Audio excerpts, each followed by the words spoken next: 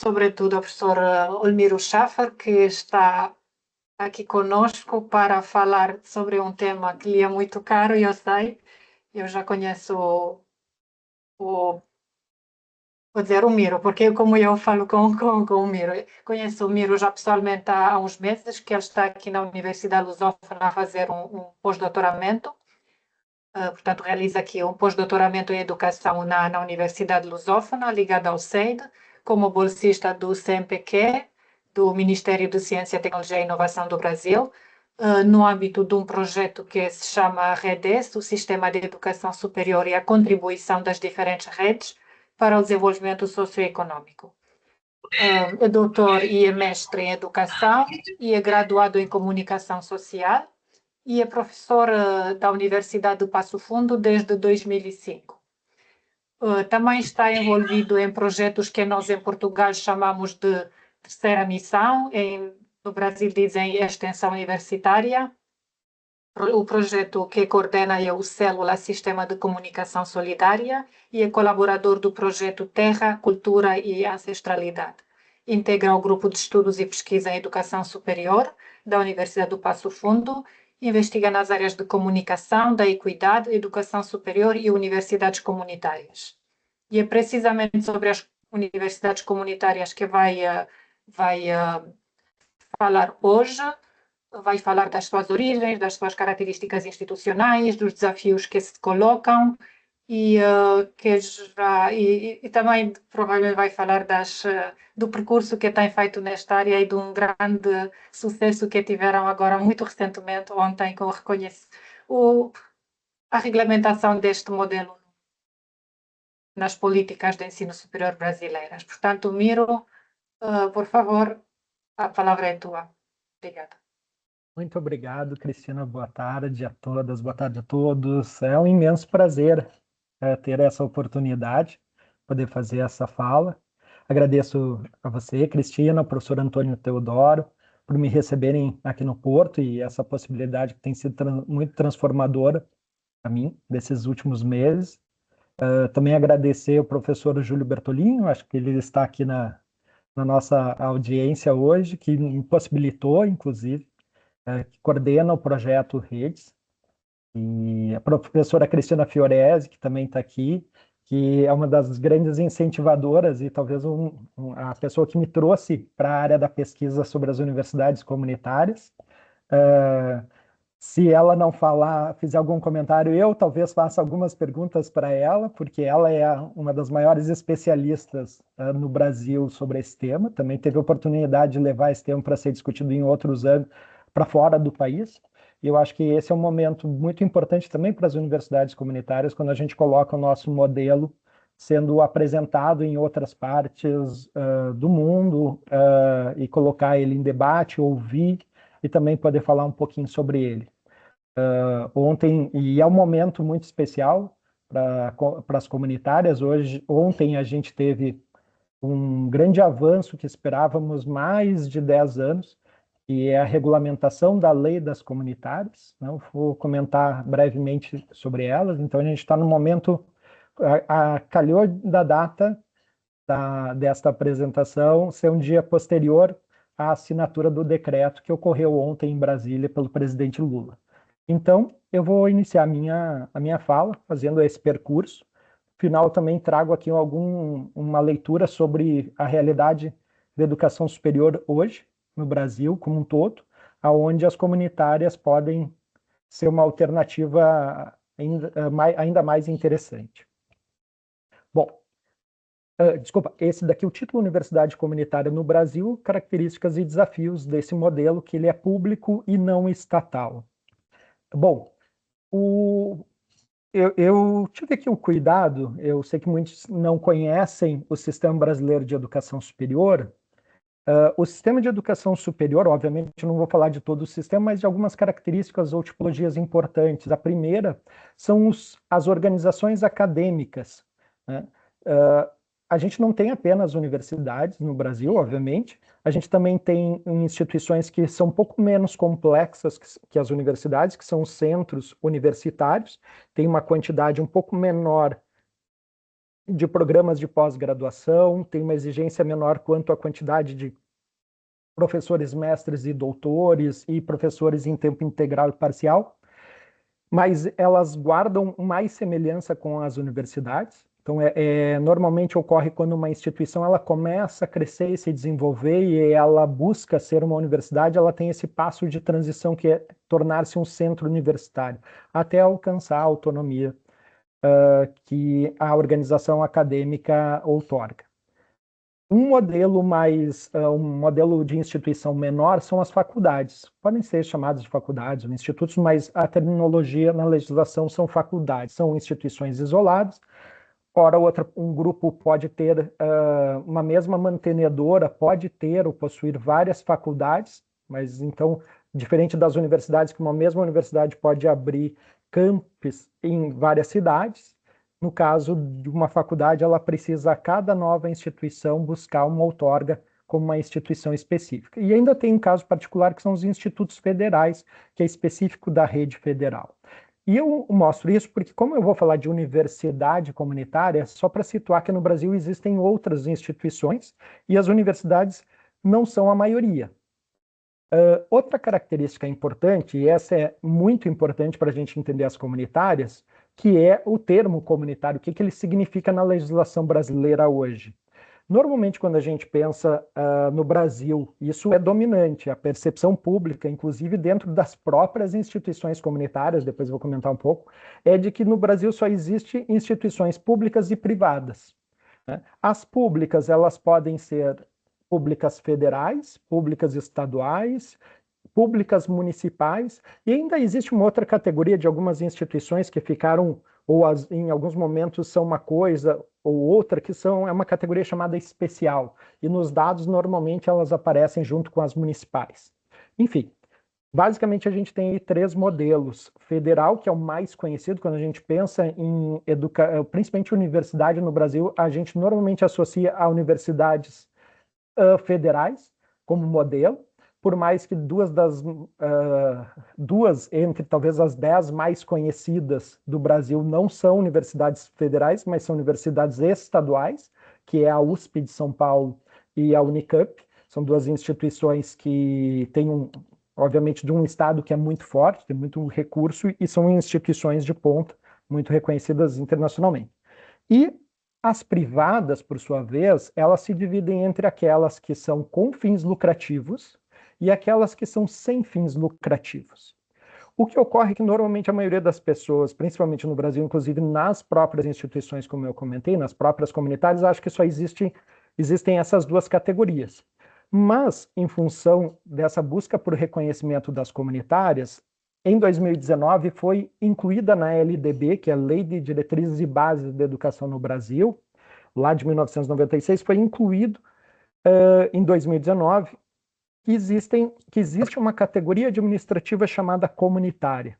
Então, hoje, quando a gente fala universidade comunitária, a gente está falando daquela organização acadêmica específica, que é diferente das faculdades e dos centros, e comunitária, que é diferente da pública e da privada. Por mais que a inclusão na legislação seja recente, isso remete a um histórico de mais de 60 anos. Depois eu vou mostrar. Desculpem. Ainda aqui uma possibilidade importante, que tanto as privadas sem fins lucrativos quanto as comunitárias, elas podem ser qualificadas como confessionais. Então isso ocorre, e há muitas dessas instituições no Brasil, tanto comunitárias ou sem fins lucrativos, que são confessionais, ou seja, vinculadas a uma ordem religiosa, a uma fundação religiosa. Depois eu vou comentar um pouco mais sobre elas. E elas também podem ser certificadas como filantrópicas, que é um outro estatuto específico que outorga algumas características também a essas instituições. Mas o mais importante é que comunitária é uma categoria administrativa. Aqui eu trouxe um desenho, ao invés de 3 categorias, de 4 categorias. Por quê? O Conselho Nacional de Educação no Brasil aprovou em 2024 uma resolução, né? Obviamente que para isso valer precisa o Ministério da Educação transformar isso em um decreto, mas de que eu acho que esse desenho é mais parecido com o que existe de fato no Brasil, que são 4 categorias administrativas. Então, por lei, são 3, de fato existem 4 muito distintas. As públicas, por mais que as federais e estaduais sejam bem distintas, também nas municipais, as comunitárias, as privadas com fins lucrativos, que eu muitas vezes vou chamar aqui de mercantil, vou usar o termo mercantil como sinônimo de privada com fins lucrativos, e as privadas sem fins lucrativos. Cada uma delas é diferente. Enquanto macromodelo, uma é diferente da outra, especialmente na gestão administrativa, por mais que a comunitária guarde mais semelhança com as privadas sem fins lucrativos. Tem um outro quadro que eu não vou passar ele em detalhe, mas aonde eu detalho um pouco. E como fica gravado, eu acho que pode servir para quem queira olhar com mais detalhe. Mas tem algumas diferenças aqui. As principais é em relação à finalidade de lucro. Obviamente, a única que pode ter finalidade de lucro, explorar de forma mercantil, comercial, educação superior, são as privadas com fins lucrativos, né? No caso das comunitárias, elas devem reinvestir todo o recurso que recebem na própria instituição. O financiamento das públicas é prioritariamente do Estado, né, estatal, enquanto que as privadas com fins lucrativos recebem recursos tanto de investimentos privados, muitas pertencem a grupos econômicos que estão na Bolsa de Valores, enquanto as privadas sem fins lucrativos e as comunitárias dependem de recursos predominantemente de mensalidade dos estudantes. Como eu comentei antes, ambas podem ser confessionais ou filantrópicas, e organização predominante, também normalmente quando a gente pensa em instituições públicas no Brasil, a gente lembra das federais e pensa em universidades, mas não, a maioria são faculdades, 48%. As privadas com fins lucrativos, aí há um domínio enorme de 81%, isso porque especialmente para explorar o ensino, tu não precisa ser mais do que faculdade no Brasil. Tu não precisa necessariamente ter pesquisa e extensão como o que é exigido para universidades e centros universitários. Então, a maioria das que buscam lucro vão oferecer apenas o ensino e extrair dali o seu lucro. As privadas sem fins lucrativos também, 71% faculdades, e já as universidades é a única categoria administrativa onde o predomínio são universidades. Então a gente vai ter menos instituições, mas instituições um pouco maiores. O que eu venho nos últimos 2 anos batendo muito nessa tecla, em todas as falas que eu faço, principalmente no Brasil, é isso que a gente está tentando popularizar, de que comunitária é uma categoria administrativa.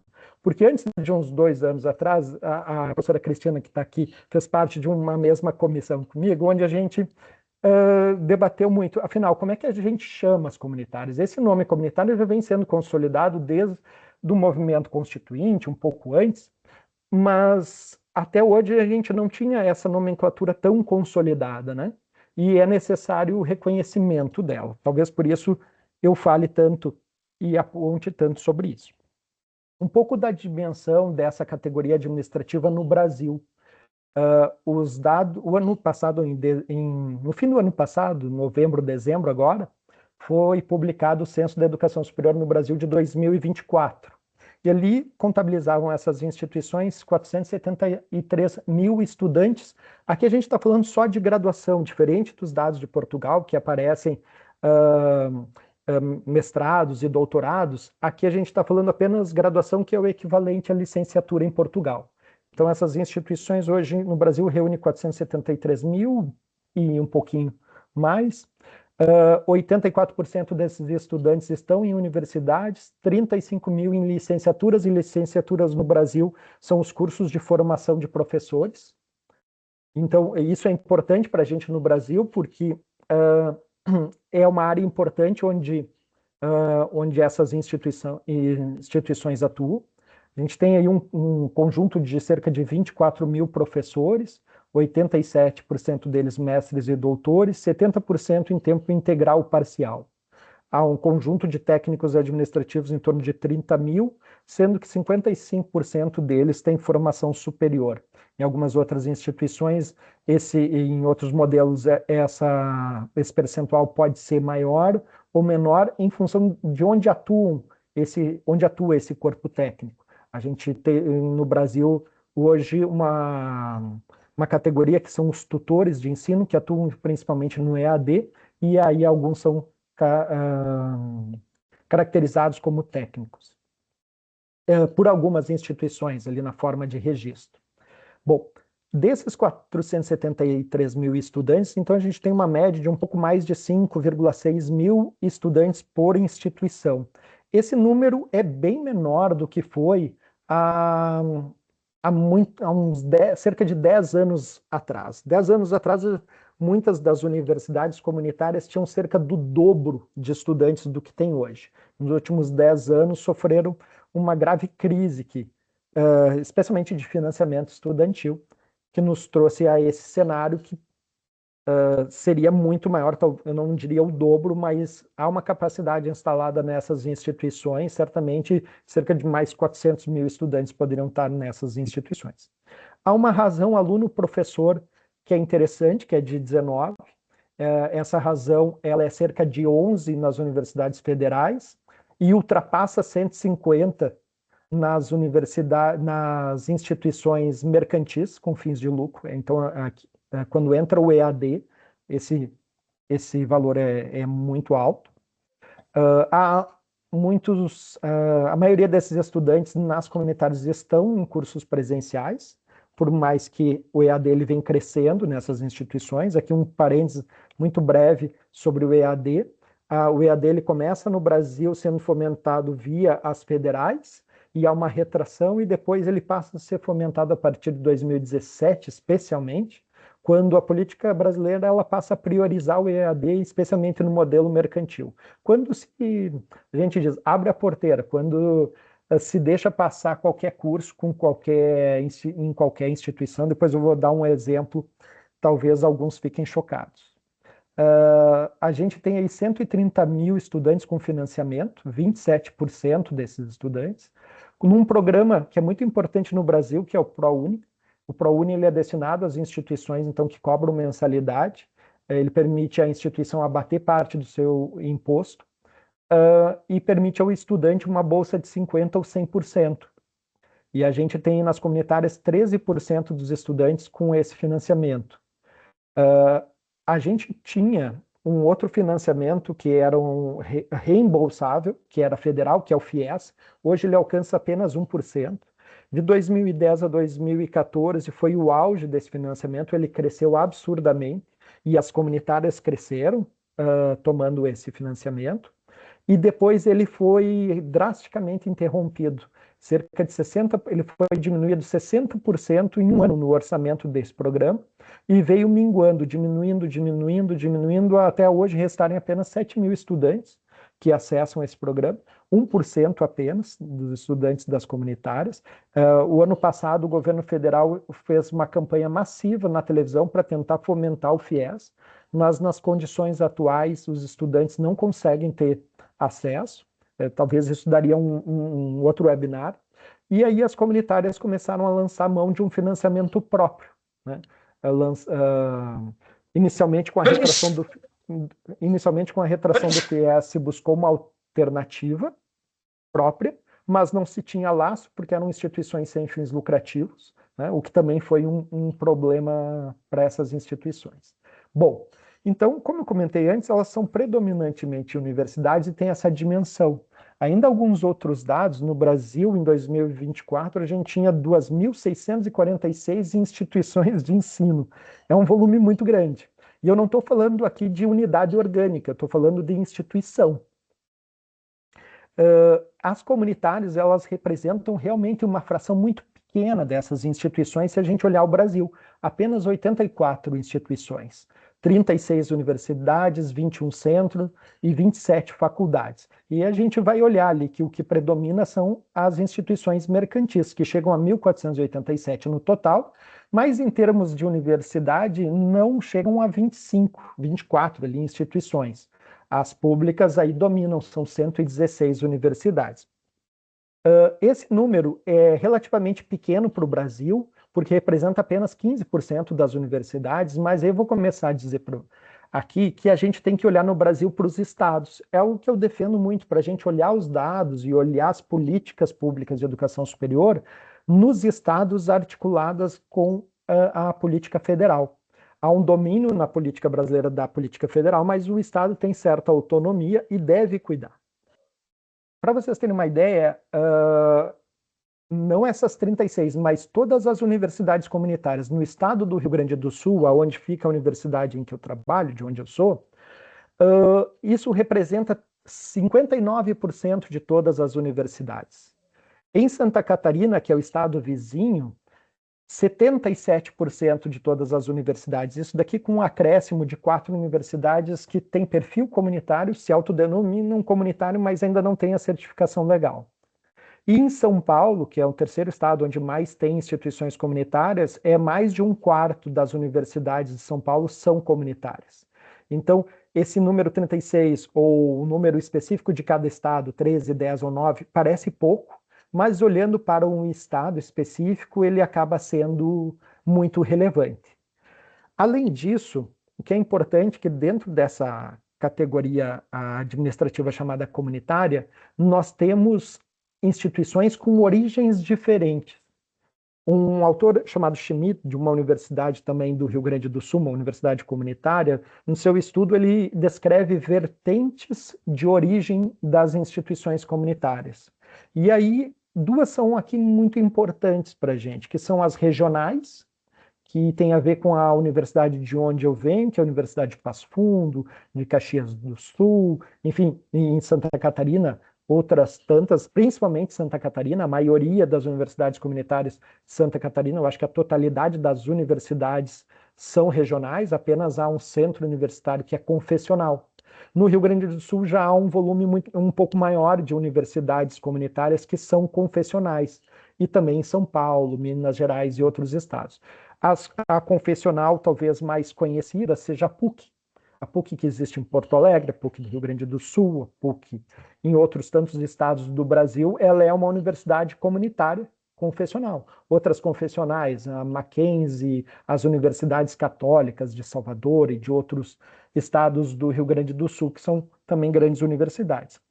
A que eu acabei estudando no meu doutorado com mais profundidade, estudo um pouco mais, são as regionais, essas que não têm uma fundação mantenedora, que seria o equivalente aqui à entidade instituidora, vinculada a uma ordem religiosa, mas que tem uma forma específica na sua origem, que a distingue das demais.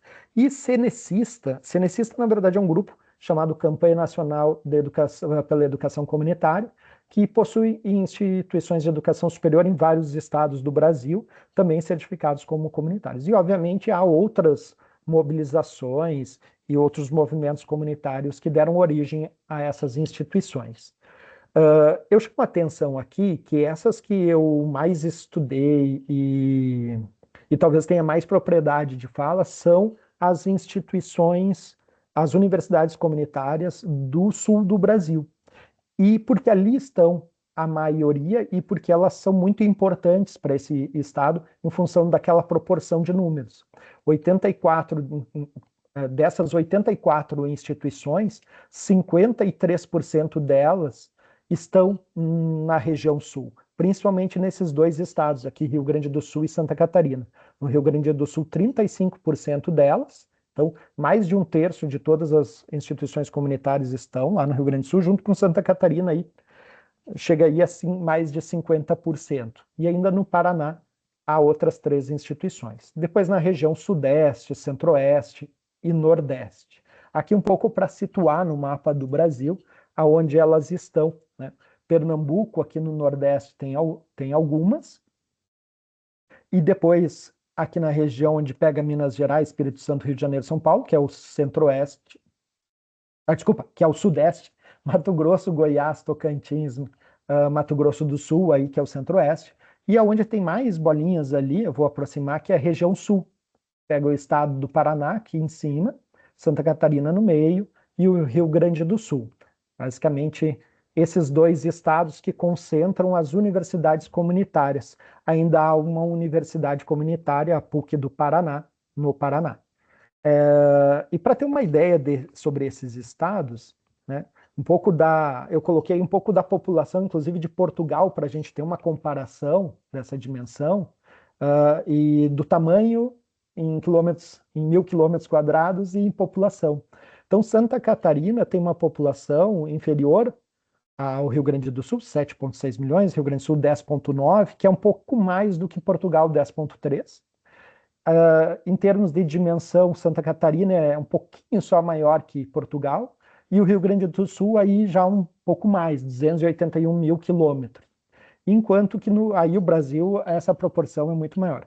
Por que então eu estou trazendo isso, principalmente aqui? Porque se a gente não olhar para os estados, é o equivalente a gente olhar para a União Europeia e desconsiderar o olhar sobre Portugal, tentar analisar, por exemplo, as instituições cooperativas de Portugal, sem distinguir o contexto de Portugal e colocá-las no meio da União Europeia. Então é mais ou menos essa equivalência que eu quis trazer aqui.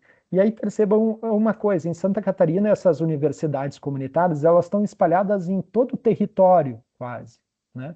Aqui muito no litoral, no oeste, em vários lugares aqui de Santa Catarina elas estão espalhadas. E percebam que no Rio Grande do Sul, as universidades elas estão mais concentradas na metade norte do estado, que é a região com maior densidade populacional e um maior número de municípios. O Rio Grande do Sul ele basicamente se divide entre norte e sul.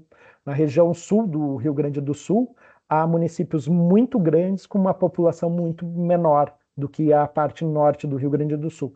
Então, também é uma característica específica. Dentro do estado, só dentro do Rio Grande do Sul, a gente já poderia fazer várias distinções. Bom, eu passo agora para algumas características dessas instituições. Desculpem, eu botei aqui instituição pública não estatal, que é um termo que é muito utilizado, associado às comunitárias. Nem sempre é um termo da nossa preferência, ele tem uma coisa boa e uma coisa ruim.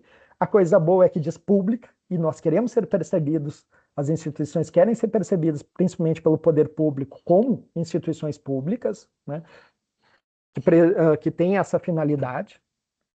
E tem um não ali, que é a parte meio ruim dessa frase, né? Ela é um sim, mas ela também é um não. É que esse não distingue das instituições estatais. Eu gosto muito, no pouco que eu estudei aqui do sistema português, que é a exigência das instituições serem... agora me sumiu o nome, mas elas precisam, para atuarem, ter um registro de utilidade pública, né?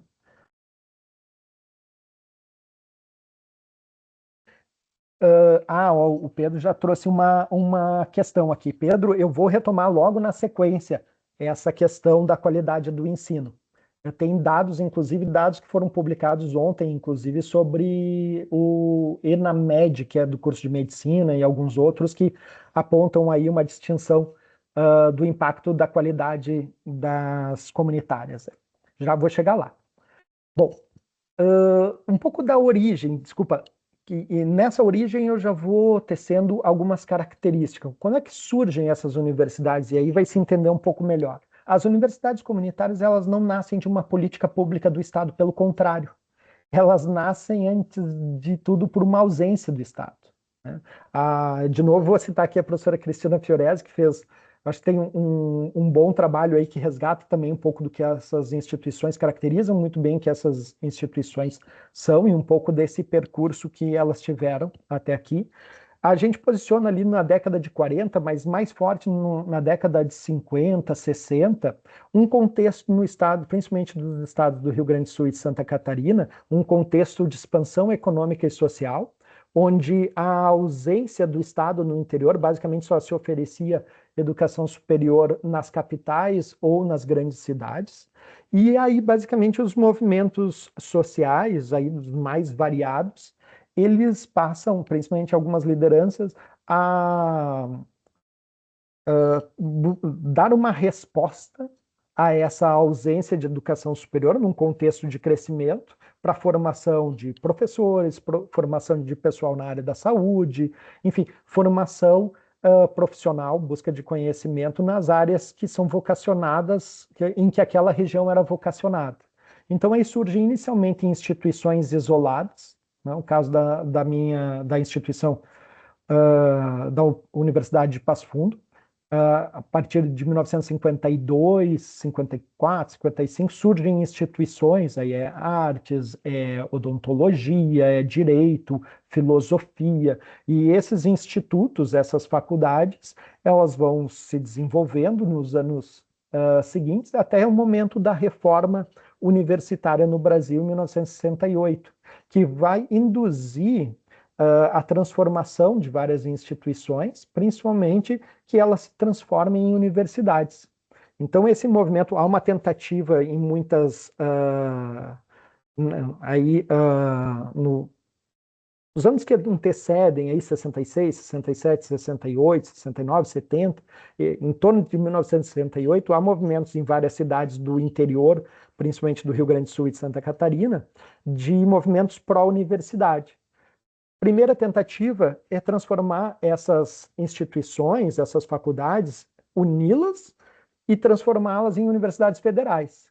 O governo diz não. No momento que o governo diz não, elas buscam uma alternativa, que é, dentro da legislação, criar fundações ou associações, a maioria fundações, para manter uma universidade. Aí são criadas as universidades. Então, tem um movimento de consolidação do ensino, a extensão como um eixo estruturante, porque havia um diálogo, como essas instituições elas nascem dos movimentos das lideranças sociais e dos principais movimentos sociais dessa sociedade, dessas regiões, desculpe, a extensão ela vai ser um eixo estruturante, porque é esse diálogo com o que a região demanda. Vão se consolidar, vão se complexificar aí nos anos 70, nos anos 80, se transformando em universidades e reafirmando um compromisso com o seu território, que vai levar a essa identidade comunitária. Tanto esse diálogo ele vai ser tão forte que vai começar a fazer parte da identidade de, olha, o que somos. E esse o que somos tem um momento importante, que é a Constituinte, saída do regime ditatorial no Brasil para a abertura da democracia nos leva a uma nova Constituição.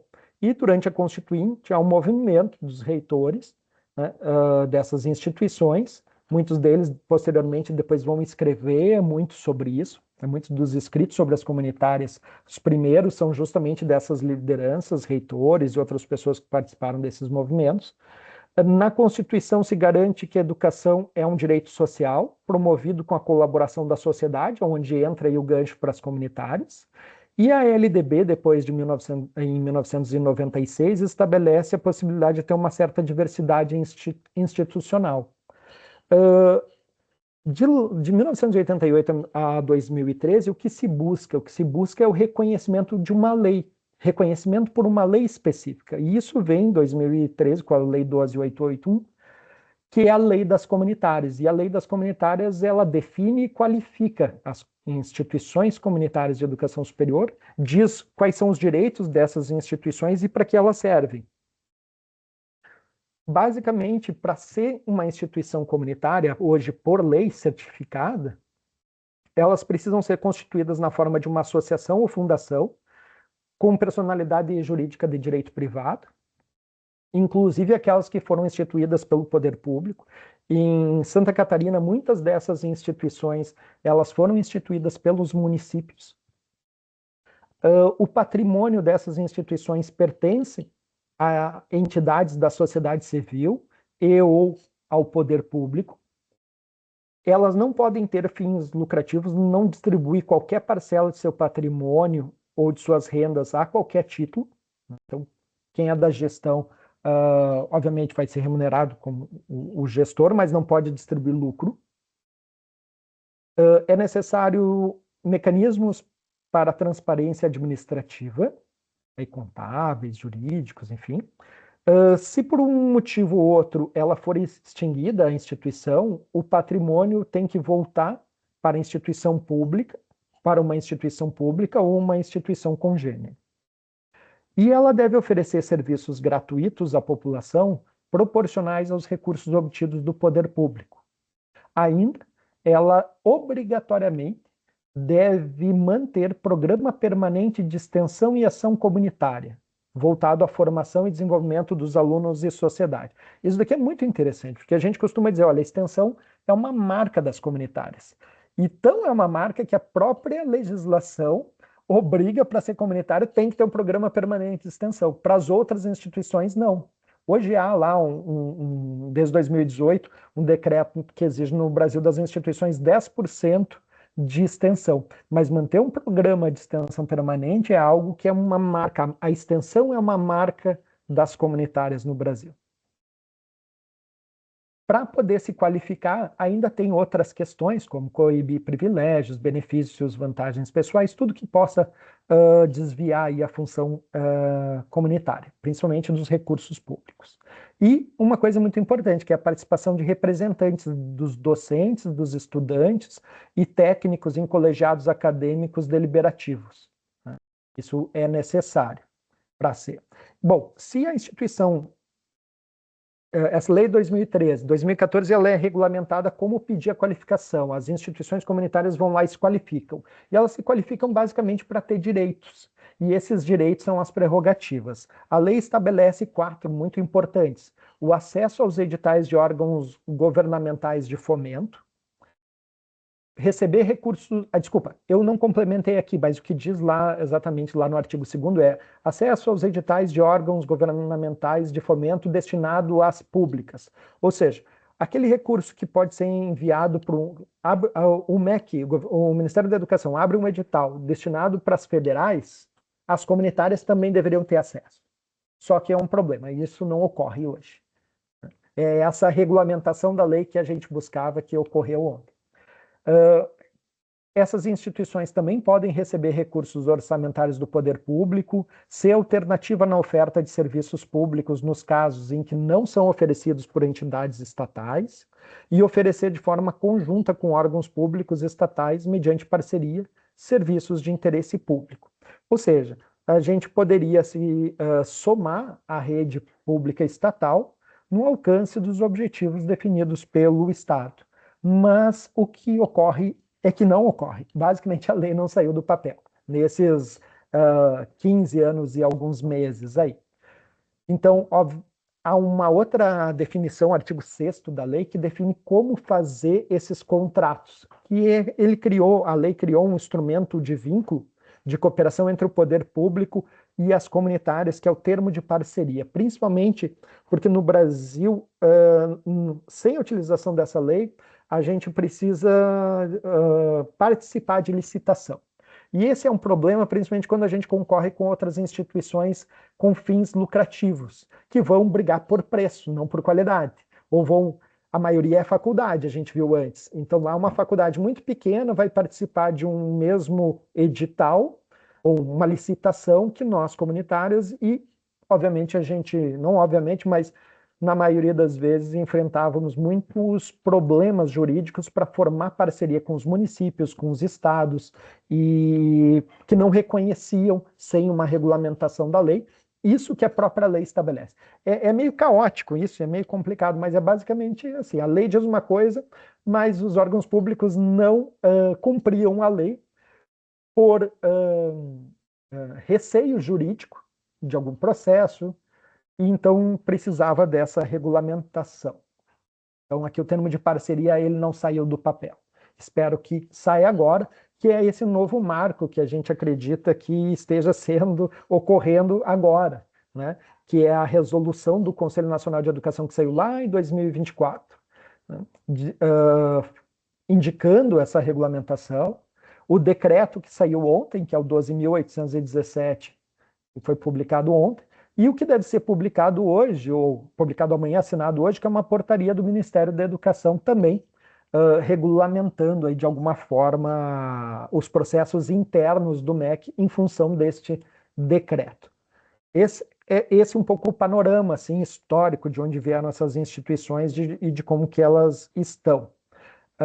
Deixa eu só fazer um adendo aqui. Entre 2013 e 2026 ocorre uma coisa muito importante. 2013 sai a lei, em novembro. 2014 sai o decreto que especifica como buscar a certificação. As instituições se certificam até o fim do ano. Aí 2015 começa uma crise econômica no Brasil, E em 2016 tem a crise política, com o golpe que vai levar ao golpe da presidenta Dilma. A consequência disso, em 2017, e a política pública do Brasil vai apostar, vai priorizar as instituições mercantis e EAD. Então, nesse espaço, a gente tem uma lei em 2013 e todas as instituições viam essa lei com muita esperança, que a gente teria uma política específica para o desenvolvimento dessas instituições. O que ocorre até hoje é que a gente viu exatamente o contrário, a gente viu o abandono absoluto dessas instituições. Então, a gente fala muito de resistência e resiliência, né, dessas instituições, porque elas aguentam hoje mesmo sem uma política. Por isso que basicamente diminuíram de tamanho em termos de estudantes, corpo docente também diminuiu, enfim. Algumas características, então, algumas aqui eu já passei, não vou me repetir, que é o modelo público não estatal, sem fins lucrativos, essa origem comunitária, a gestão participativa e a governança comunitária, o que que é? Dentro das instituições, principalmente na mantenedora, é necessária a participação de representantes de alguma entidade da comunidade. Dependendo das características e da forma de regulamentação interna de cada instituição, há maior ou menor participação, há mais ou menos participação da comunidade nas decisões das instituições. Conforme a gente perde políticas públicas e fica à mercê de aguentar e ir para o mercado e concorrer com as instituições mercantis, ocorre um tensionamento também dentro das instituições que buscam sobreviver e começam a adotar cada vez mais, em mais ou menos grau, maior ou menor intensidade, soluções, entre aspas, de mercado. E as instituições mercantis já adotaram. E ao fazer isso, a gente se afasta um pouco, normalmente, da identidade comunitária. E é um tensionamento forte dentro das instituições. Eu vou colocar ali como um desafio depois, né? E um dos efeitos é se afastar da própria comunidade, porque a comunidade passa também a ver a instituição como uma instituição privada qualquer, daí a importância do reconhecimento da categoria específica. Voltando às características, o compromisso regional, então, é uma marca, essas instituições são âncoras regionais de formação, conhecimento e desenvolvimento. A extensão é um eixo estruturante, como a gente viu na própria lei. A densidade acadêmica, essas instituições, elas têm cursos em diferentes áreas, né? Normalmente aí cerca de 76 cursos por instituição, é bastante, é um volume muito grande, cada instituição tem cerca de 76 cursos só em graduação, a gente não está falando aqui ainda de mestrados e doutorados. Os programas de pós-graduação hoje estão consolidados nessas universidades, a internacionalização está em expansão. Essas instituições mantêm pesquisa, a maioria dessas instituições, dessas universidades, são instituições de ciência e tecnologia, que é uma classificação que a gente utiliza principalmente para ter acesso aos recursos do Ministério da Ciência e Tecnologia ou das instituições estaduais de pesquisa e ciência, tecnologia e inovação. Também, hoje a totalidade dessas instituições mantém ambientes de inovação e muitas delas mantêm parques científicos e tecnológicos. No nosso caso, lá na UPF, a gente tem o PF Parque. A docência, a gente pode afirmar que é uma docência qualificada, porque tem uma alta proporção de mestres e doutores, e em tempo integral e parcial, com uma razão, aluno-professor, eu havia comentado, de 19. Há um bom desempenho nos indicadores de qualidade dos sinais, e e a gente também caracteriza um EAD alternativo ao mercantil. Há uma contribuição aí das comunitárias ao desenvolver um modelo. Hoje, o Brasil, o ano passado teve uma nova regulamentação da educação à distância, tentando fazer um freio no que foi o modelo mercantil, e criou o híbrido, né? O curso híbrido. Não vou me deter aqui nele, mas algumas comunitárias já estavam um pouco mais preparadas para isso.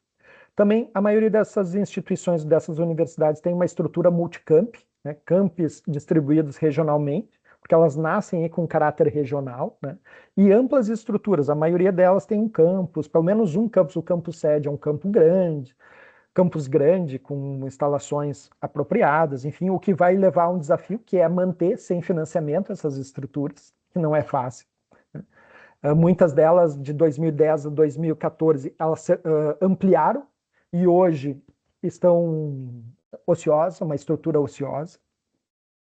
Um difícil equilíbrio entre acesso e qualidade, né? As comunitárias têm menos barreiras de acesso do que as universidades federais, a maioria tem uma disputa muito grande, e elas têm mais qualidade e reconhecimento que as instituições privadas. Um outro dado importante, que deve entrar, inclusive, é uma preocupação do MEC que está entrando no novo Plano Nacional de Educação, que é a permanência e conclusão. Porque no Brasil há uma evasão muito grande, principalmente no setor mercantil. E a taxa de conclusão acumulada das comunitárias é superior à federal. Ou pelo menos muito parecida com a... Não, a taxa de conclusão é superior. À taxa de desistência, que é a mesma que a federal. E a taxa de conclusão é superior também às privadas sem fins lucrativos e mercantil. E a evasão é muito menor do que as privadas sem fins lucrativos e muito menor do que a mercantil, que tem a maior evasão. Basicamente, as mercantis, elas ingressam muita gente, mas não conclui. Muito menos da metade. Há uma característica também das comunitárias sendo um modelo institucional híbrido, situado no campo público ampliado, né, em que organizações de direito privado elas realizam uma função pública, aqui nesse caso mais por compromisso comunitário. Uma outra característica é a vulnerabilidade ao subfinanciamento e à concorrência mercantil. Sem uma política e financiamento público específico, regulares e previsíveis, as universidades comunitárias situam-se num ambiente altamente vulnerável e mercantilizado. Acho que essa vulnerabilidade hoje não é só um desafio, mas é uma marca, porque a gente vive há tantos anos com esse receio que mesmo os planejamentos de 5 anos que a gente faz, no plano de desenvolvimento institucional, é altamente difícil de desenvolvê-los em função dessas políticas. Então, o principal desafio é de reconhecimento das comunitárias, porque deles surgem desafios políticos de financiamento, de desenvolvimento e de avaliação, uma avaliação que leva em consideração que são as comunitárias, um reconhecimento público, inclusive dentro das instituições. A maioria dos estudantes, inclusive professores, não sabem que estão numa instituição comunitária. Isso é muito estranho, mas é assim que ocorre. E reconhecimento jurídico, que é a regulamentação aí que a gente está dando um passo importante. Além disso, disso deriva então o próprio financiamento. Esse é o grande desafio das comunitárias, encontrar um modelo de financiamento, e ele obviamente passa pelo financiamento público, que passa por existir uma política específica, e com isso a manutenção da estrutura, a manutenção da pesquisa e da extensão, ou seja, daquilo de onde não vem o recurso que a mantém, que hoje é da mensalidade.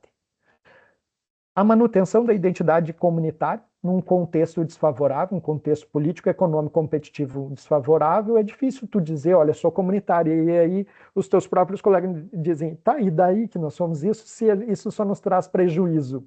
Qual é o ganho? Isso, por vezes, é colocado em xeque, inclusive internamente. A gente precisa também falar disso.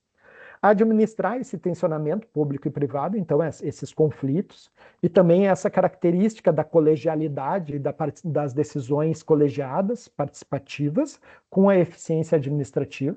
Então tem uma característica, e ao mesmo tempo o contexto atual exige eficiência administrativa num contexto de redução de custos. Recompor o quadro docente, porque nos últimos 10 anos, com a perda de financiamento público, a gente também houve desligamentos, houve perda de estudantes, consequentemente de professores. Então, recompor um quadro é um desafio. Inclusão e equidade. Né? As comunitárias, quando recebem financiamento, eu vou mostrar que elas rapidamente conseguem incluir, ou elas conseguem incluir em maior velocidade do que as federais e do que as mercantis. O grande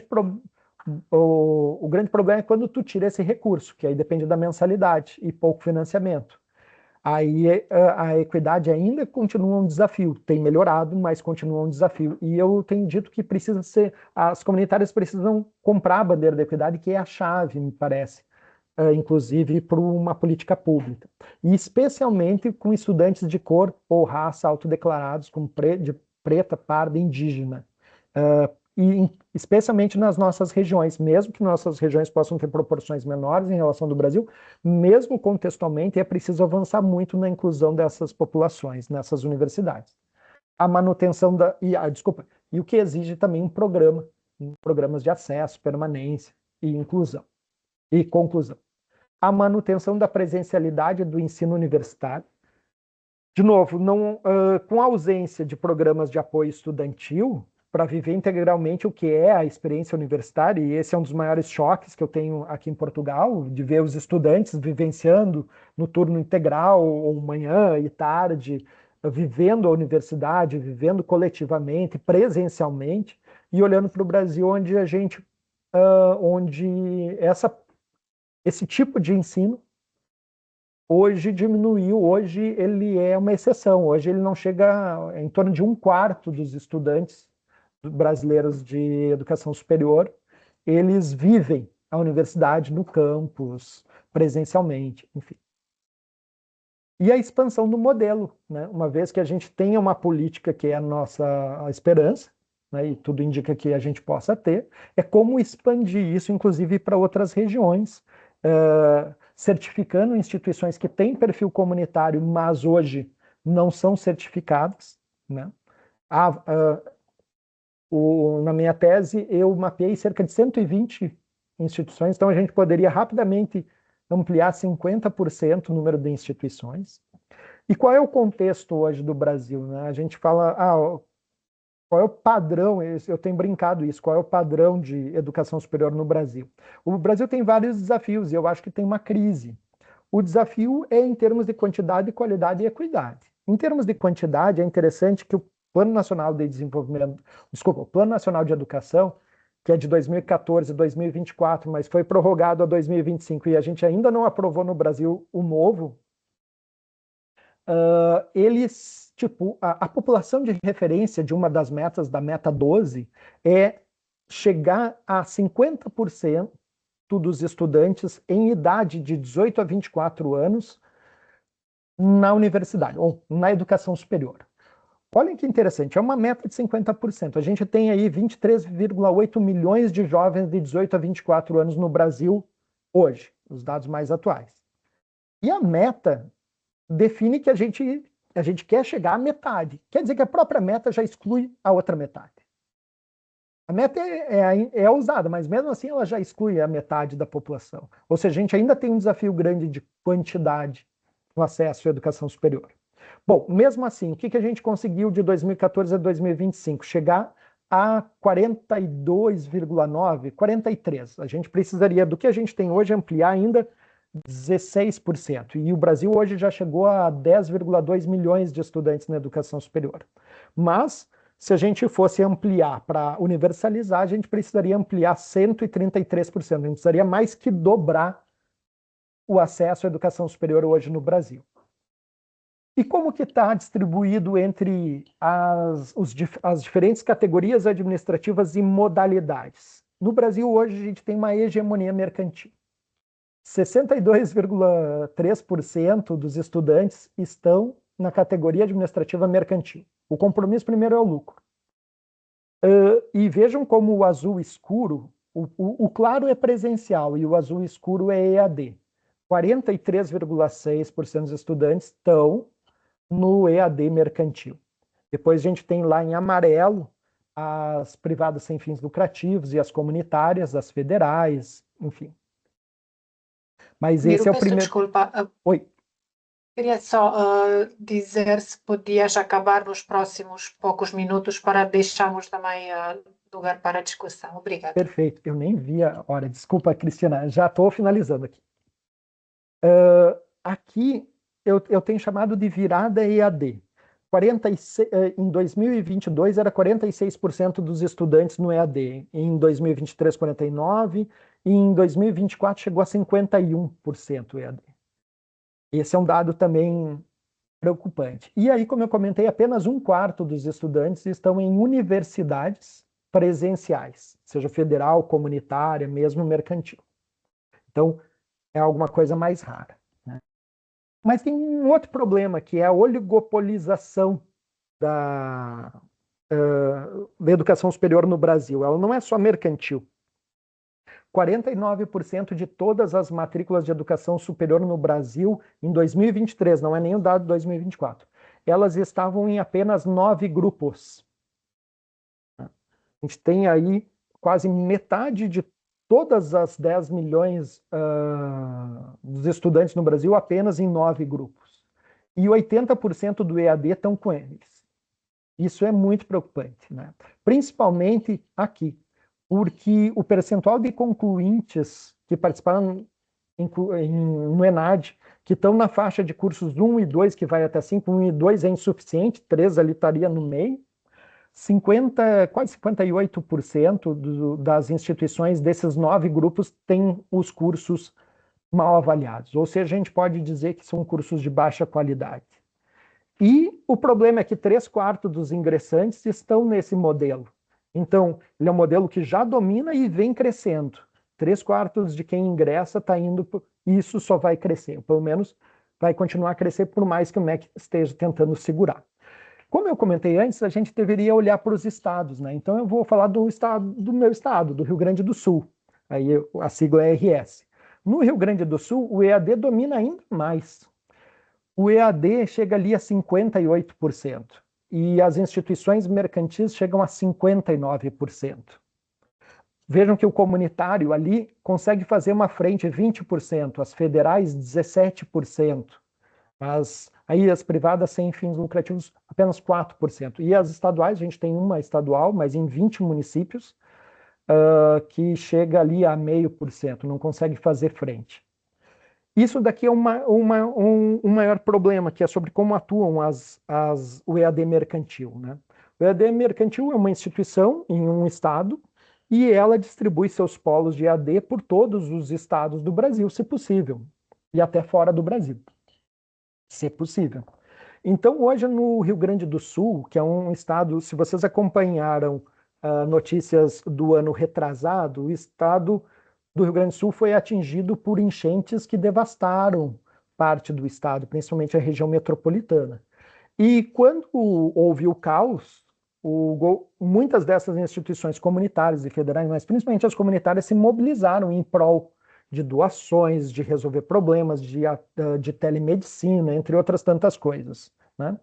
Só que o detalhe, 46% dos estudantes do Rio Grande do Sul hoje não estão em instituições do próprio Rio Grande do Sul.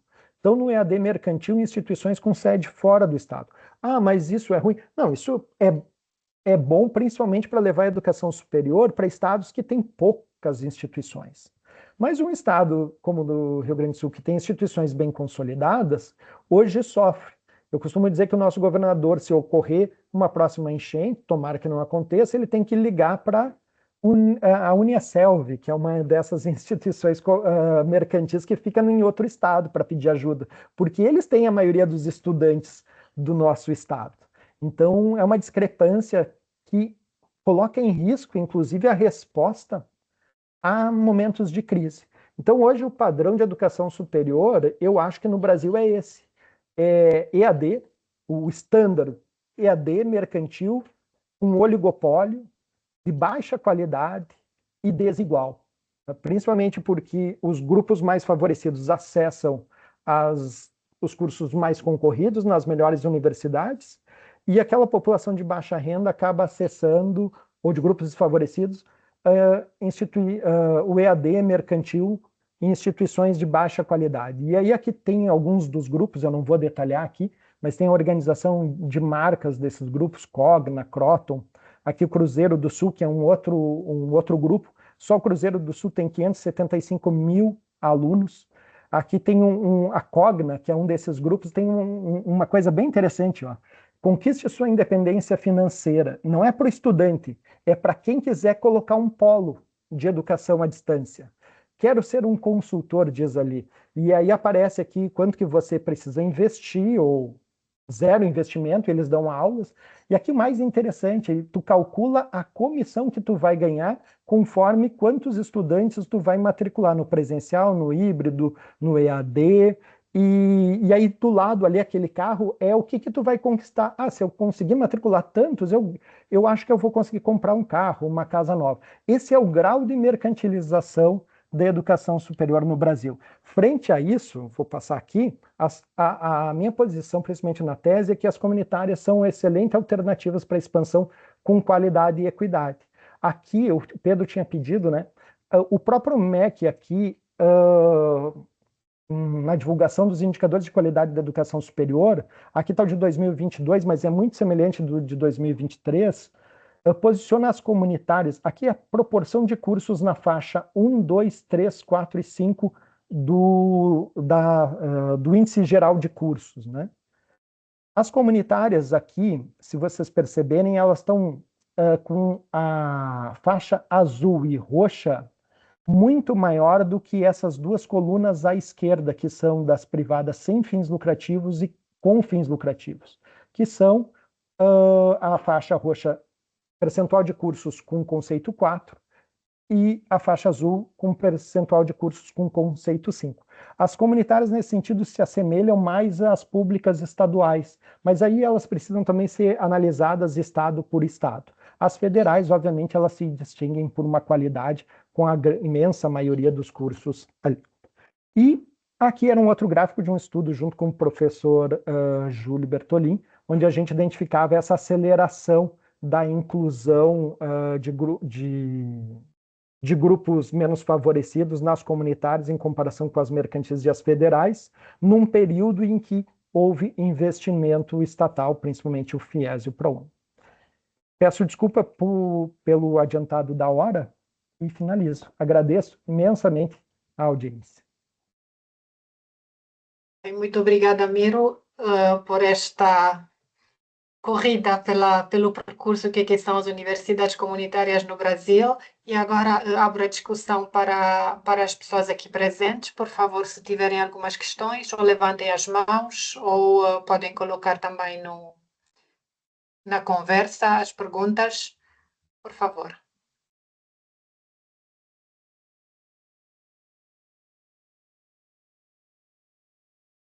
Dr. Vítor Teodoro. Boa tarde, muito obrigado, Almiro. Gostei muito da sua intervenção. Diga-me só uma coisa. Eu há pouco tempo tive um aluno professor de Educação Física que fez o seu curso todo à distância, e no estado onde ele estava, a grande maioria dos professores de Educação Física são formados à distância. Eu fiquei com imensa curiosidade de saber como é que isso é possível. Achei mais as poucas situações onde eles tinham que ir à instituição era para verem os PowerPoints. A sensação que eu fiquei é que o ensino superior no Brasil, o ensino universitário, não gosto do termo superior, acabou. Quer dizer, o que há é digamos, um mercado que vende, aliás, que as públicas, que eu acho que você não disse, mas eu penso que muitas públicas fazem exatamente o mesmo para terem financiamento, portanto também têm muitos cursos à distância, cursos que começam às 6 da tarde, etc., à noite, não é só as privadas, portanto a ideia de ensino superior no Brasil não existe. Esta era a questão, como é que se forma, por exemplo, um professor de Educação Física? Será que também já há medicina à distância? Também era uma questão que eu queria lhe colocar. E já agora ortodôncia, portanto, dentistas, será que também já há à distância e fazem formação com a prata lá da casa, eventualmente abrindo a boca aos familiares? A outra questão que eu lhe queria perguntar é como é que, na realidade, quem é que é responsável? É que eu pensei que isto poderia existir num país como na Argentina, onde o Estado desapareceu, mas num país como o Brasil, governado durante dezenas de anos pelo PT e por sociais-democratas, pelo menos em nome, estou a falar do Fernando Henriques Cardoso, que se assumia como social-democrata, como é que isto foi possível? Que forças é que estiveram por trás? Eu suspeito que não são forças que estão por trás, são essas próprias pessoas que têm essa posição e que transformaram conscientemente, já agora, conscientemente o ensino superior nesta situação que você acabou de descrever, e que se alguém regressasse dos anos 40 agora, não acreditava que isso fosse possível. Obrigado. Posso fazer a intervenção, Cristiano, ou aguardamos? Sim, podes responder, podes. Professor Vitor, agradeço imensamente a sua questão. Foi um dos choques que eu tive em Portugal, muito positivo, de visualizar na universidade, especialmente nos primeiros dias, a energia dos acadêmicos no campus, vivendo integralmente a universidade, um pouco do que eu vivi enquanto eu fiz a minha graduação, e que muito se perdeu no Brasil. Bom, vamos dividir aí as respostas. Primeiro, o EAD no Brasil ele não é permitido para medicina nem para odontologia, e a nova regulamentação que saiu ano passado, ela restringe para áreas de saúde. Havia enfermagem, por exemplo, que foi restrito. Não é mais possível. Eu acredito que psicologia, mas eu não estudei a fundo a nova regulamentação também. Mas direito também não era possível, vários cursos não eram possíveis. Um impacto que eu conheço é o impacto na formação de professores, onde a maioria da formação de professores de escola era sem ter contato com crianças, era à distância. O MEC, desde que o governo Lula assumiu, o MEC, ele logo percebeu a situação em que se encontrava, principalmente essa crise de qualidade que vive a educação superior no Brasil. E ele suspendeu a abertura de novos cursos e novos polos. E foi muito difícil o próprio MEC publicar nova regulamentação. Era para ter publicado e não andava, aquilo não andava. A gente sabia que as forças do mercado aí, que são desses grandes grupos, principalmente desses 9 grandes grupos, estavam pressionando muito para que não fosse publicado, não se criasse uma barreira. Eu acho que isso foi tão negociado que a nova publicação, a nova regulamentação no Brasil, ela não é suficiente para fazer frente ou para mudar o rumo que eu mostrei aqui, pelo menos para a situação atual. Ela melhora a situação porque exige um pouco mais e acabou criando uma modalidade que é o curso híbrido. Bom, então a primeira questão, educação física, sim, era permitido. E em outros níveis, a especialização lato sensu no Brasil, ela se acabou, basicamente, também. Ela virou algo que tu compra uma e leva duas. Se tu entrar agora na internet, tu vai visualizar ali, olha, compre um curso e ganhe 2. E você faz cada um em no máximo 6 meses, ou alguns vão te oferecer em 1 mês. Então virou uma coisa assim, onde e o pior de tudo é que normalizou. Eu acho que a minha maior dor é que no Brasil a gente normalizou que isso é normal. Por isso que eu coloquei, esse é o estándar da educação superior no Brasil. Hoje as pessoas acham normal. E se o senhor for visitar o Brasil, provavelmente em alguma esquina, o senhor vai ver um polo de educação à distância. Antes da nova regulamentação, era possível que num espaço menor do que, sei lá, 20 metros quadrados, o mesmo polo oferecia cursos de 2, 3, 4 universidades à distância. Então não havia nem estrutura, nem docente, é uma expansão sem docentes, expansão sem professores, sem estrutura.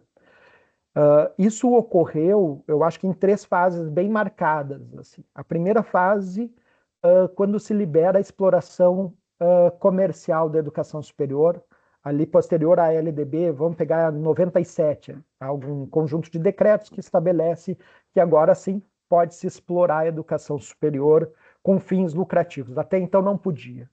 E esse é o primeiro baque para as comunitárias, porque cria uma concorrência que até então não existia. A segunda questão, aí já assim no governo Lula, no segundo governo Lula, que é a possibilidade, é um outro decreto que permite às instituições abrirem capital na Bolsa de Valores.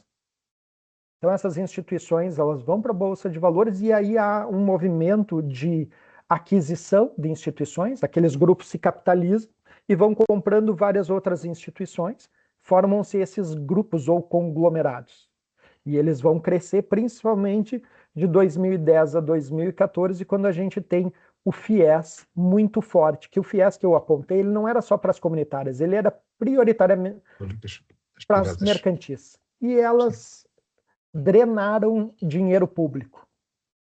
E o FIES é governo Lula. Governo Lula. Aí, em 2017, aí já no governo Temer, depois do golpe, o que ocorre é que há a publicação de 2 decretos que flexibilizam a supervisão e a regulamentação. E as instituições podem abrir polo sem fiscalização, basicamente quase sem fiscalização. Elas se quase fiscalizam. E aí, esse site que eu mostrei para vocês, que é da Cogna, é uma forma de eles promoverem. Se você quer agora, baixa o teu celular, tem um vídeo de como vender o curso, vende para algumas pessoas, coloca numa sala e está ali o curso. Eles têm toda a infraestrutura tecnológica para isso. Então, esses são os 3 grandes marcos, assim, 97, 2007 e 2017. E aí os números da educação superior, eles saltam, assim, é um absurdo, a ponto de hoje dominarem a educação. Só que com um grande problema. Eles colocam os estudantes, mas a maioria não conclui os cursos que eles são bons de venda. Eles têm preço. Hoje, no Brasil, tu consegue fazer um curso de graduação por R$150, que é o equivalente a 25 euros por mês.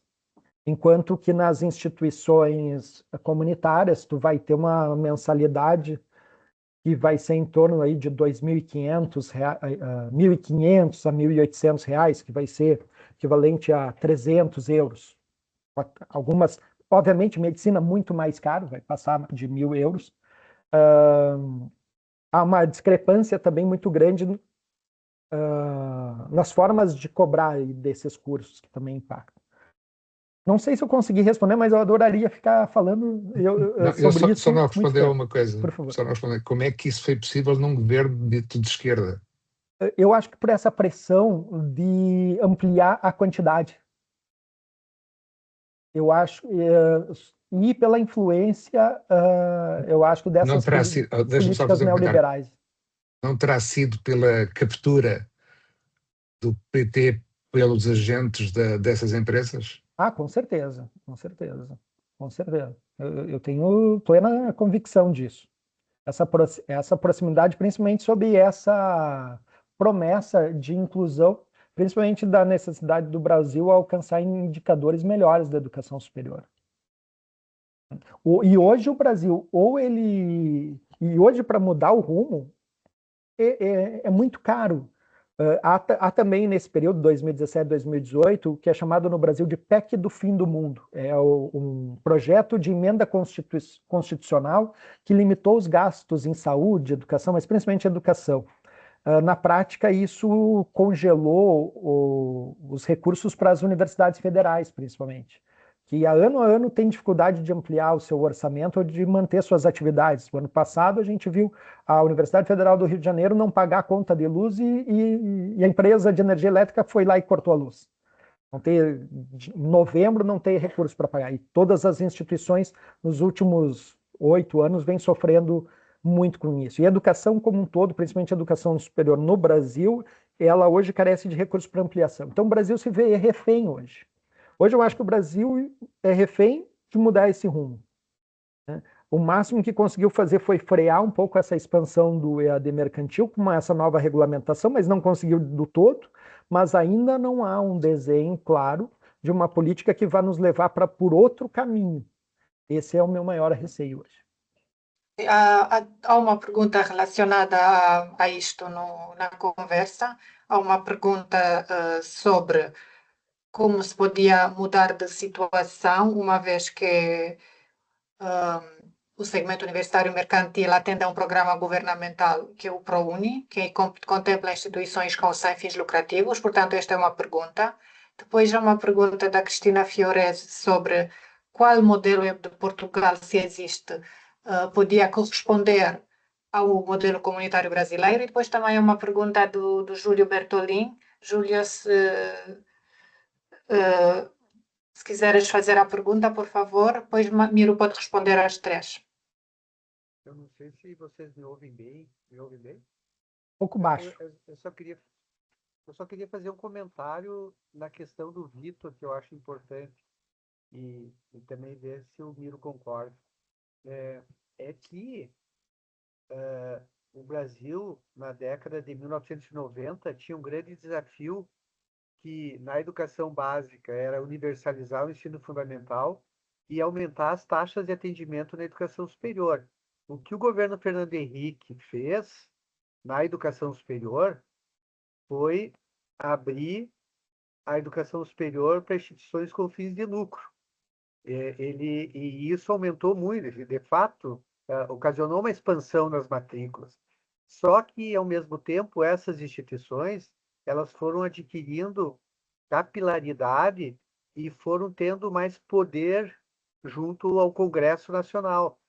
O governo do PT, do Lula, ele não vetou essa expansão, apesar de, por outro lado, ele investiu muito nas instituições privadas, nas universidades federais, no primeiro e no segundo governo, mas não bloqueou a expansão privada.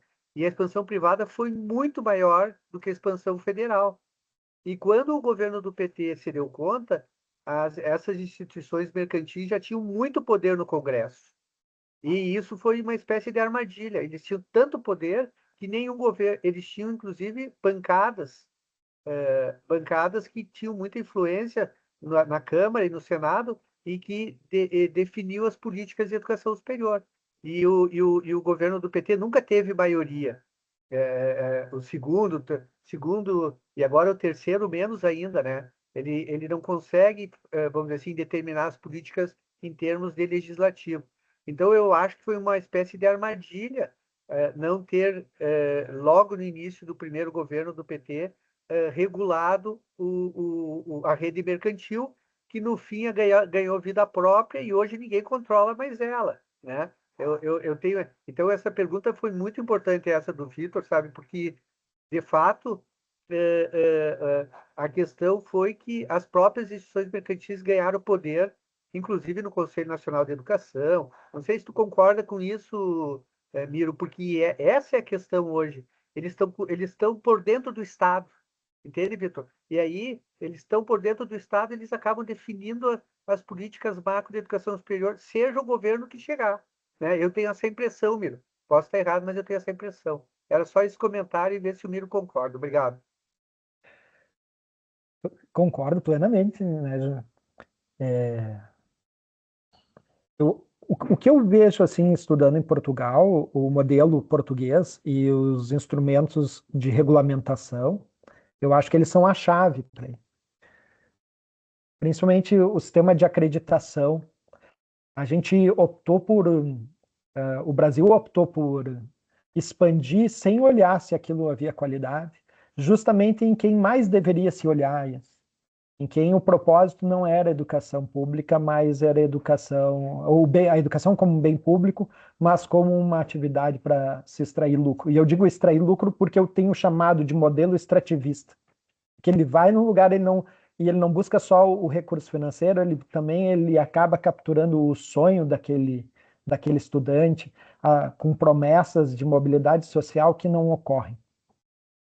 E principalmente a própria manutenção. Esse é um emblema. O próprio MEC incluiu no novo plano nacional, na sugestão do novo Plano Nacional de Educação, uma meta relacionada à conclusão, porque a maioria dessas matrículas não se efetivam hoje em conclusão. Então há um problema muito sério nisso.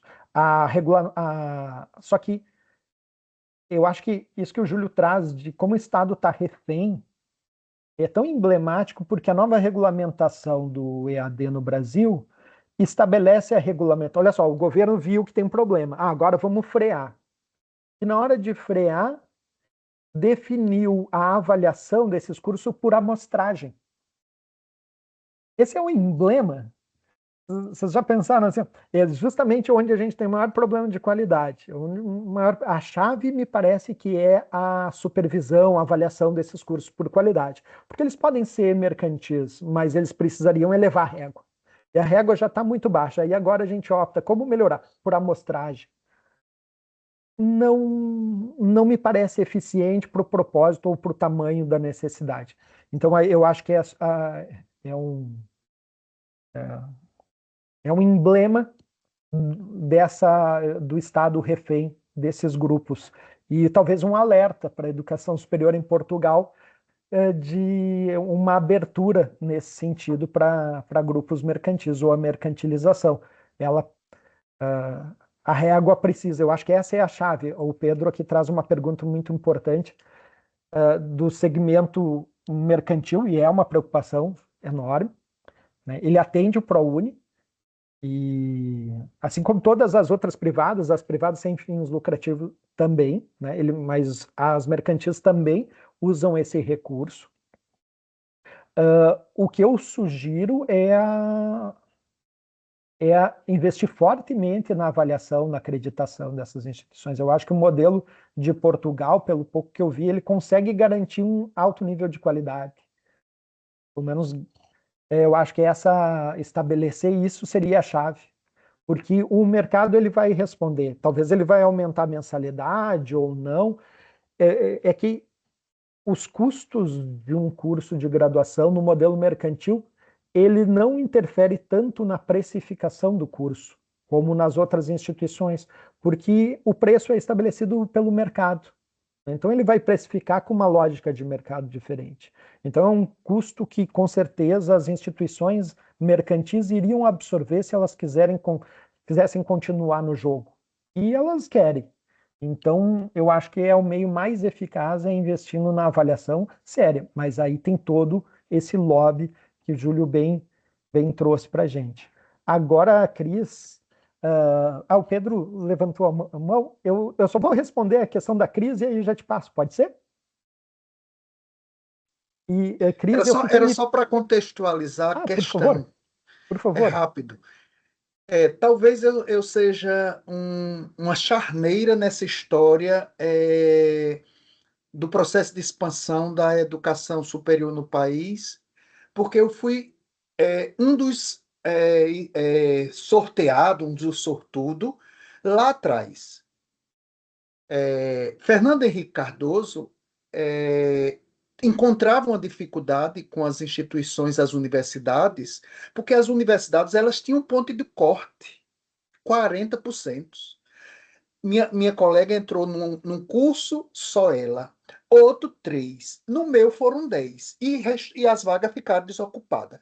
O que fez Fernando Henrique? Manda uma lei, que é 93, 94 e 96, e abre para o mercado. Entendeu? Naquele momento, talvez, Vitor Teodoro, a crítica do Partido dos Trabalhadores era forte sobre isso. Mas foi nas mãos do Partido dos Trabalhadores que o ProUni surgiu. Nós temos uma universidade aqui, em Natal, no Rio Grande do Norte, que ficou cheia de núcleos com dinheiro vindo do ProUni. Porque era a única saída que o governo de Lula tinha na primeira gestão, que era expandir o número, porque não tinha... Criou o Reúne, que era uma forma de também pressionar as universidades públicas para aumentar o número de matrícula, e todo filho de trabalhador foi estudar na faculdade, porque não entrava na federal. Entendeu? E aí, a minha pergunta é se mas o ProUni está lá, é ele que fortaleceu, é ele que tem fortalecido. Entendeu? E eu não sei o que é que vamos fazer, porque, por exemplo, foi o próprio governo do PT que criou a UAB, os cursos à distância. Entendeu? Quer dizer, criou um monstro que agora está mostrando, por exemplo, como você disse da avaliação lá do ENAMED. Todas as faculdades municipais e privadas estão lá com 2 e 1.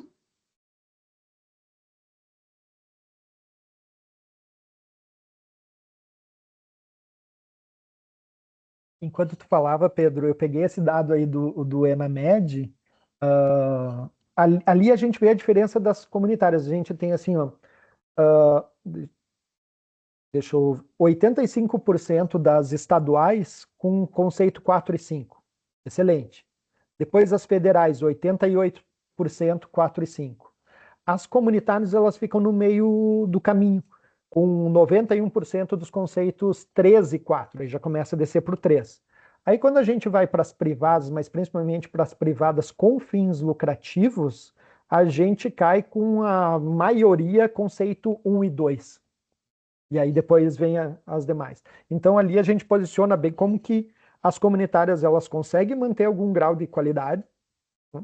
Conseguem incluir um pouco mais, um grupo um pouco mais, conseguem ter menos barreiras de acesso. Obviamente, se impõem aos estudantes a barreira financeira. E aí entra o ProUni, aí entra o FIES. Eles são mecanismos. O que a gente aposta muito, ou pelo menos tenta promover a ideia das comunitárias como um modelo interessante para expansão, que consegue manter qualidade, né? Ou pelo menos verificado pelo MEC uma boa qualidade, e consegue, com financiamento, driblando aí a barreira financeira, promover maior inclusão. Obviamente que isso se dá nos estados onde essas instituições já estão consolidadas. A questão outra seria levar esse modelo para outras instituições. Para mim, eu tenho clareza que deveria ter políticas públicas para as mercantis diferentes das privadas sem fins lucrativos e diferentes das comunitárias. São 4 categorias administrativas, como eu mostrei lá. Cada uma deveria ter sua política de desenvolvimento e de financiamento. O problema é tratar todas como privadas e não distinguir a Anhanguera, que vai drenar o recurso para os seus investidores, das comunitárias que vão investir, ou as privadas sem fins lucrativos, que vão reinvestir os seus recursos e manter qualidade. Por isso, a chave da qualidade, independente de qual modelo de desenvolvimento e de financiamento, seria a chave para manter ou para diminuir a estratificação do sistema. Porque hoje o nosso sistema tem federais e algumas estaduais em alguns estados excelentes, as comunitárias ali tentando chegar nelas, e depois a gente tem as mercantis aqui embaixo, em nível de qualidade e reconhecimento, porque o currículo dessas instituições também tem valido muito pouco para o grupo que mais precisa, que são os grupos que menos favorecidos. Esses precisavam acessar as instituições de melhor qualidade. Eu acho que seria mais ou menos nesse sentido a minha ideia. Cris, a tua questão eu também fiquei me perguntando, Cristiano. Qual em Portugal se assemelha? Ora, outra eu vejo as privadas sem fins lucrativos de Portugal, principalmente as universidades, se assemelhando às comunitárias, né? Principalmente pelo interesse, serem instituições de interesse público e de direito privado. Eu só não tenho tanta certeza, aliás, eu não sei se eu acrescento ou não um outro grupo, que são das instituições que são públicas de direito privado, que são as fundacionais aqui em Portugal. Mas eu também não estudei muito sobre o regime. Elas são de direito privado, mas elas são instituições públicas, que é um pouco, é o público não estatal, né? Teria alguma semelhança, mas eu não tenho tanta certeza sobre isso. Muito obrigada. Já ultrapassamos um pouco o tempo previsto para o webinar. Não sei se haverá mais alguma questão. Pode haver uma última questão, mas só mais uma, ou se não, fechamos já. Há mais alguma questão que queiram colocar? Portanto, eu agradeço, antes de mais, ao professor Olmiro Schaffer, agradeço a todos vocês que estiveram aqui presentes, que se envolveram no debate, que participaram, e até uma próxima. Obrigada. Muito obrigado, Cristina. Obrigado a todos. Obrigada.